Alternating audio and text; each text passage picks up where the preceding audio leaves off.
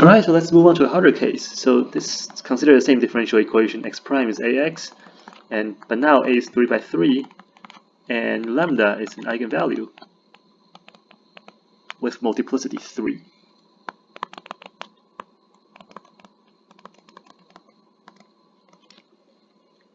Okay, 3.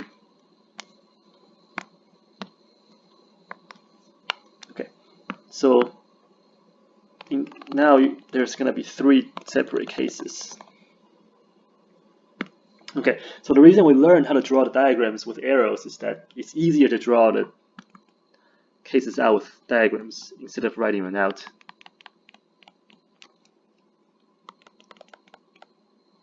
Okay, so there could be the best case where we have 3 eigenvectors.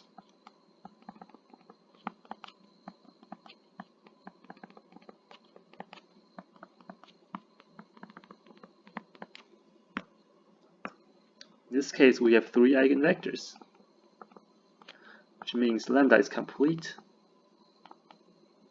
which means A is diagonalizable. Okay, so in this case, we have seen before A is PDP inverse, where P is the matrix with eigenvectors in its columns, and D is the diagonal matrix with diagonals being lambda.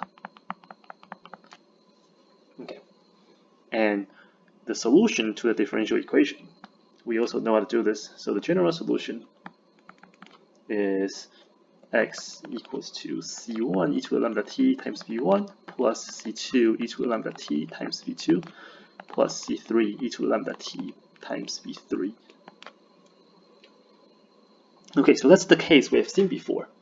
So let's look at the two other cases. So let's look at the opposite extreme case. Suppose we only have one eigenvector. Only one eigenvector. Well, because the multiplicity is 3, we only have one eigenvector. This means it's defective, and the defect is 3 minus 1, which is 2. So in this case, that means there's generalized eigenvector v2 that goes to v1, and there's another generalized vector v3 that goes to v2. So this is the chain of generalized vectors.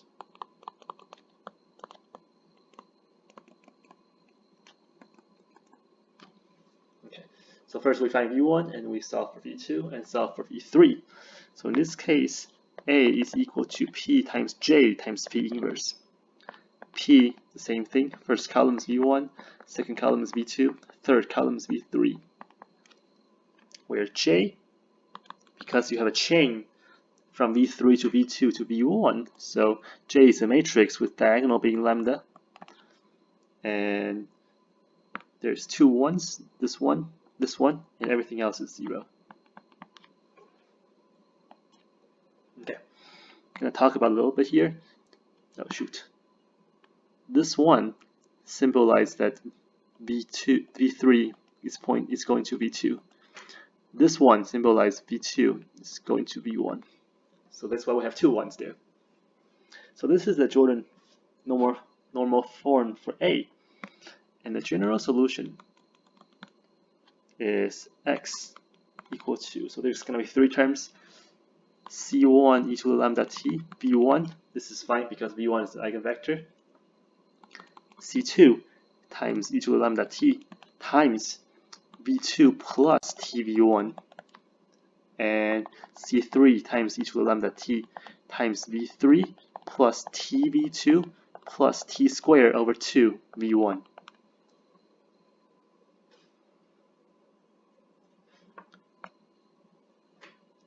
So these terms piled up because of the chain of generalized vectors. And there's the case that's between the two. We could have 2 eigenvectors. It's called v1 and v3 for some reason. You can have 2 eigenvectors. In this case, it's still defective, and the defect is 3 minus 2, which is 1. Okay. So that means we This case is between the two extreme cases, which means we have a chain of length 2 and another chain of length 1. So there's two chains of generalized eigenvectors. So the first one has length 2 and the second one has length 1.